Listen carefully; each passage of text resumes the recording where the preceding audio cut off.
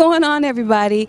Arts Avenue is a high-tech media forum connecting you with the hottest artists on the rise, from music to dance, from art to fashion. Matter of fact, we're here live at a fashion shoot for Exquisite Designs, and we're going to take a moment to find out from the designer what's new with her, what's going on, what's hot, and what's coming up next. So let's get an introduction here to our wonderful designer, Ms.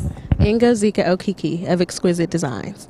Wonderful, wonderful. So tell us, Indigo Zika, where does that name come from?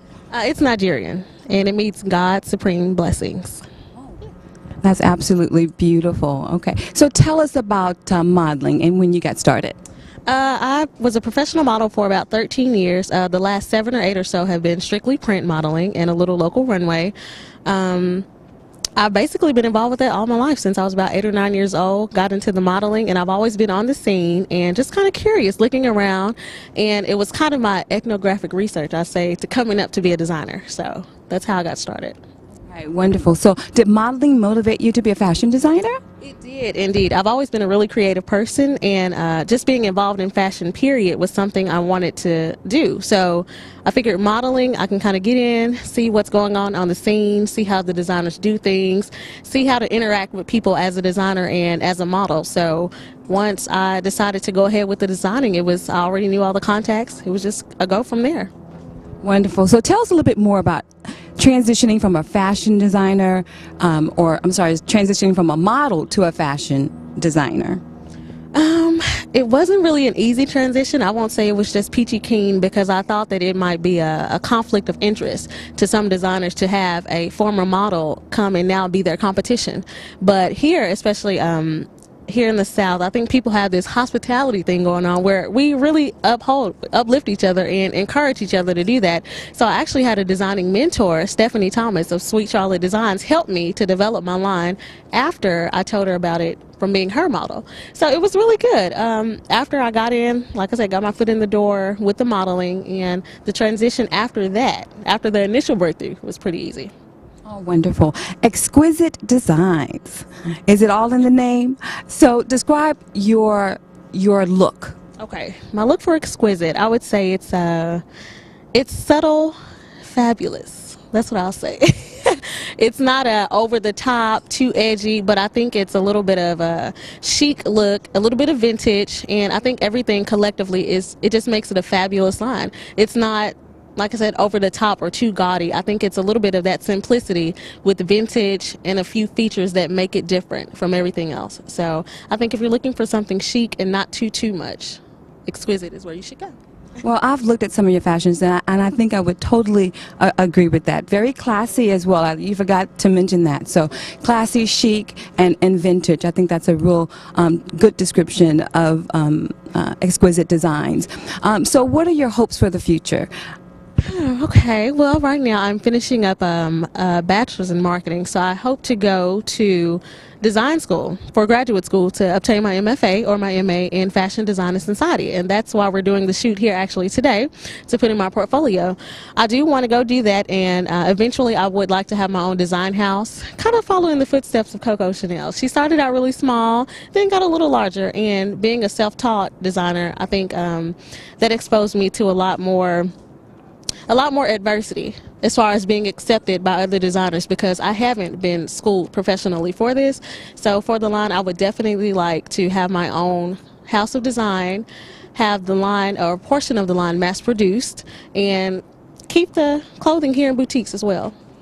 Wonderful, wonderful. So tell us about your first time ever doing a fashion show. What was that experience like for you? As a designer or as a model? As a designer. I was really nervous. I think the number one thing that designers think, and you have to get over this, is will someone like what I have to put out? And I think once you get over that, once you become confident in your own work and what you represent as a designer, it's free flying from there.